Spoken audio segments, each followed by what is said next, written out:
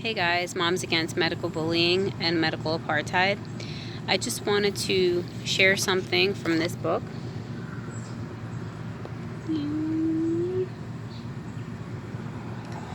Okay, so I want to share something in the chapter that's titled Resonance. Okay, so here we go. Okay, where should I start here? Give me 1 second. Okay. Okay,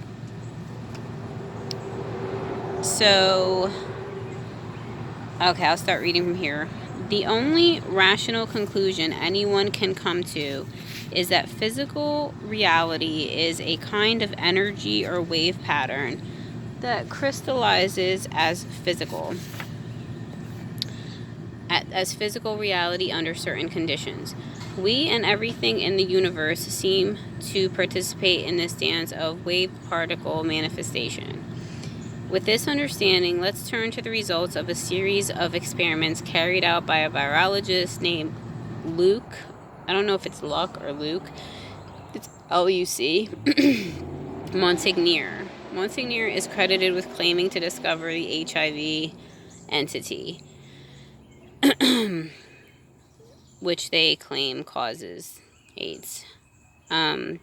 He also claims that the current entity, is man-made.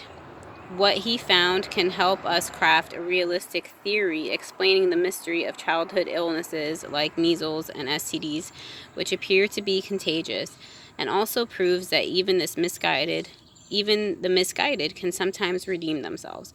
We need to be cautious about applying his findings too broadly. The vast majority of illness that seems to be contagious is in reality just people exposed to similar toxins or suffering from the same nutritional deficiencies.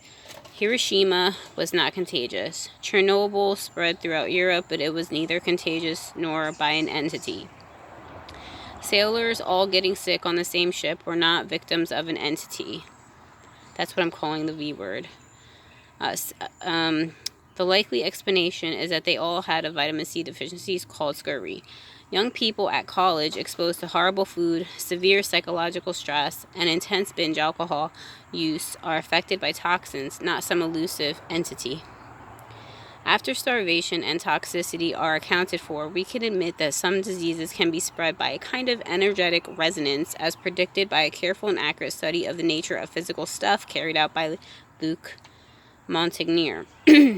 Here's how the experiment goes.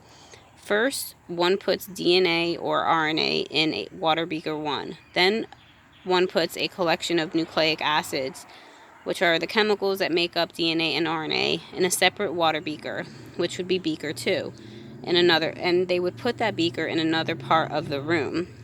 Then one introduces an energy source such as UV or infrared light and shines that on beaker 1, which contained the formed DNA or RNA. In time, the exact same sequence of DNA or RNA will form out of the raw materials in beaker 2.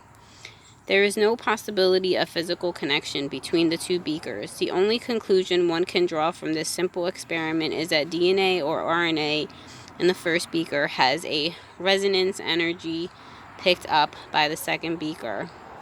This resonance energy then becomes the blueprint for the formation of the identical piece of DNA or RNA in the second beaker. This revolutionary experiment is clear and simple and repeatable. This formation of DNA or RNA in the second beaker can happen only if both beakers have water in them. Without water, no resonance is possible. Even in our string example, it is the water vapor in the air that is resonating. When one applies this discovery to entities said to cause measles, chickenpox, herpes, it is possible that since these particles called entities or exosomes are simply packages of DNA or RNA, they emit their own resonant frequencies.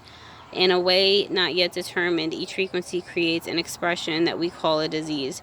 However, the frequency will create what we call illness only if there is a purpose or reason for the illness.